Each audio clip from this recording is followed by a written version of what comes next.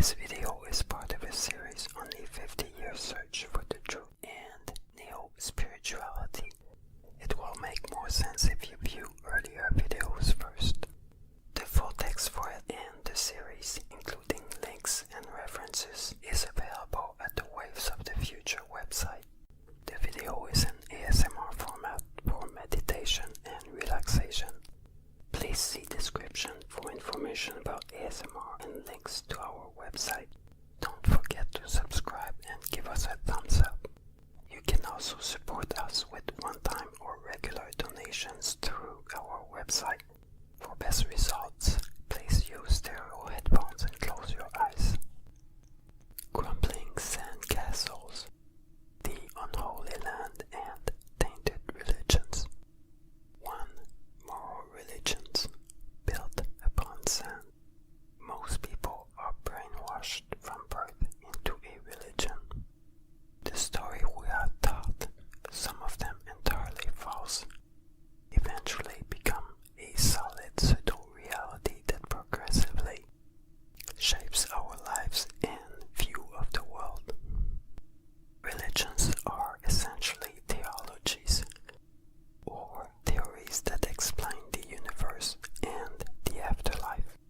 There are two different types of theologies: moral religions, which deal mostly with sin and morality, and spiritual systems, Hinduism, Buddhism, etc., which focus on personal growth and enlightenment.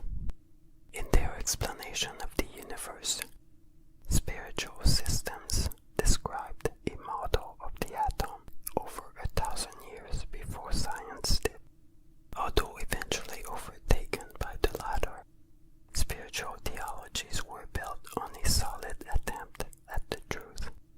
The explanation for the physical world, including its creation, of all major moral faiths, Judaism, Christianity, and Islam, has been proven to be totally false by science.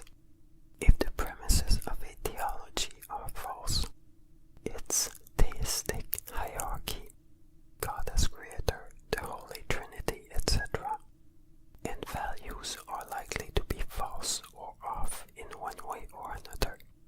As such, it should not be a surprise that new generations are leaving moral religions for either secularism or spirituality. Where is the inspiration in a religion when, after 2,000 years of leadership, it is caught in one child abuse or pedophilia scandal after another? Where is the inspiration when problems are not dealt with in a straightforward manner? Cover-ups, decades late, acknowledgement of responsibility, excuses, legal maneuvering, etc. Where is the inspiration in a religion when it has the death penalty for leaving it, or apostasy, when people have to literally escape from it, or when it has no freedom of thought, jailing individuals for criticizing it?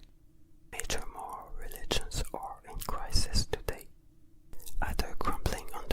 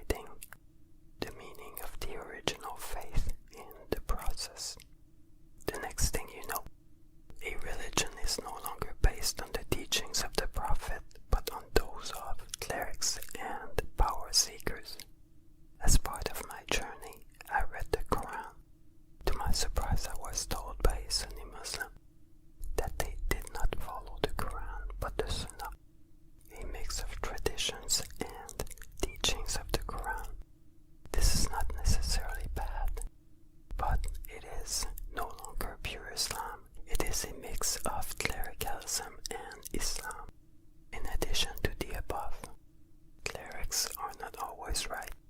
They can interpret the scriptures incorrectly. As well, before the invention of printing, books were transcribed manually by individuals. It was easy for a zealous scribe to add, remove, or exaggerate things, all for the glory of God.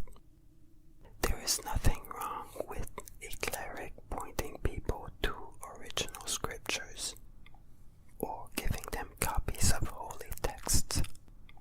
But the moment they add or change one word from the prophets or make new rules, they adulterate the religion. They assume that they know better than the prophet. Who are they to do this? Clerics are neither inspired nor prophets.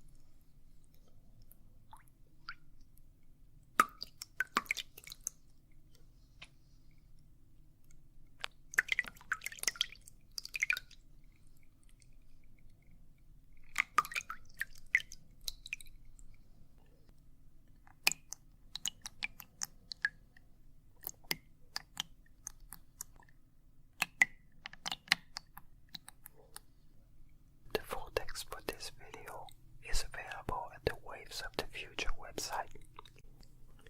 This is it for today. Thanks for listening.